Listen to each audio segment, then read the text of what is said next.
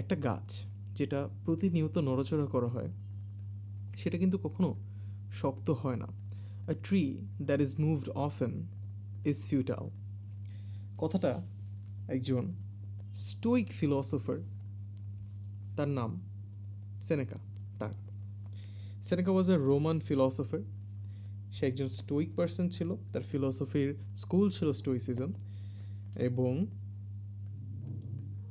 তিনি emperor নেরোর teacher ছিলেন। Emperor narrow হচ্ছিল আমাদের যে ফেমাস কোট আছে, যখন রোম ছিল সবাই সার্কাসে ব্যস্ত ছিল, সেই এম্পারার। কিন্তু এখানে অনেক কন্ট্রোভার্সিস আছে, সেটা আমি পরে বলবো। সেনেকার এই পেঙ্গুইন ক্লাসিক্সের লেখা বইগুলো আমি সম্পূর্ণটা পড়িনি, তবে এই বইয়ে লেখা সব চিঠিগুলো সেনেকা হচ্ছিল লুসিয়াসকে লিখতেছে, যে পরবর্তীতে এম্পারার নেরো নামে পরিচিত হয়।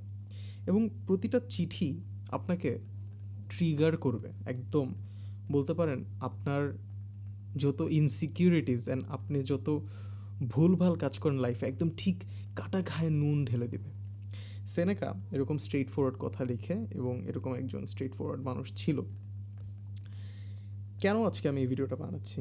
ওয়েল, সেনেকা পড়ার পর আমি রিয়েলাইজ করছি যে প্রতিটা মানুষের লাইফে সেনেকা কত গুরুত্বপূর্ণ। কীরকম? যেমন তার যে এই সিঙ্গেল কোট, একটা গাছ যেটাকে প্রতিনিয়ত নাড়াচাড়া করলে সেটা নাজুক হয়ে পড়ে।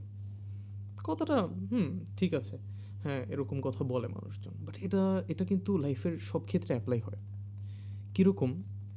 এখানে সেনেকা বলে যে ধরেন আপনি বই পড়ছেন, তো আমার বুকশেলফে অনেক বই আছে।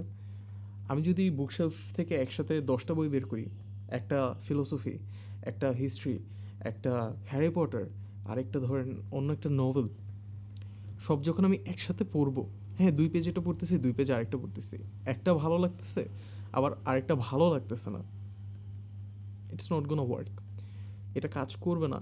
তখন মাথার ভিতরে আসলে একটা জিনিস থাকবে না, কয়েকটা জিনিসের পাঁচমিশালি আচার হয়ে যাবে এবং জ্ঞানগুলো আচার হয়ে যাবে, কাজে আসবে না।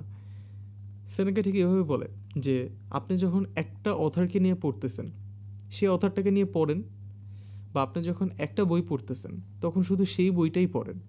পরবর্তীতে আপনি বই চেঞ্জ করেন, বাট আপনি যেটা শুরু করতেছেন সেটা শেষ করেন। ঠিক একই জিনিসটা আমাদের লাইফেও অ্যাপ্লাই হয়।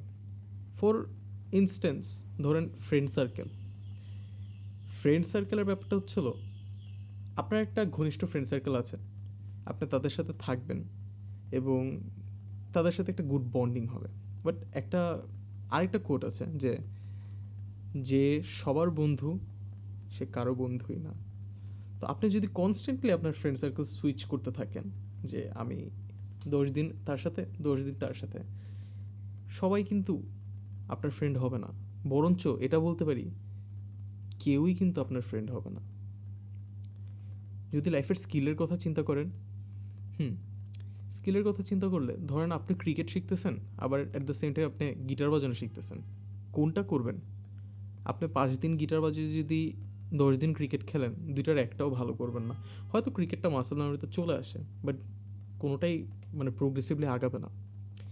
তো সেনেকা আসলে এটাই বলার চেষ্টা করেছে লুসিয়াসকে, যে দেখো লুসিয়াস, তুমি যদি সব কিছু এরকম জাস্ট নিজের ইন্টারেস্ট অ্যান্ড ইনটুইশন, আমাদের যে মনের ইচ্ছা, এটার উপর ভরসা করে যদি আমরা শুধু দিক বিদিক ছোটাফেরা করি, তাহলে কোনো কিছুই কখনোই ঠিক মতন হবে না।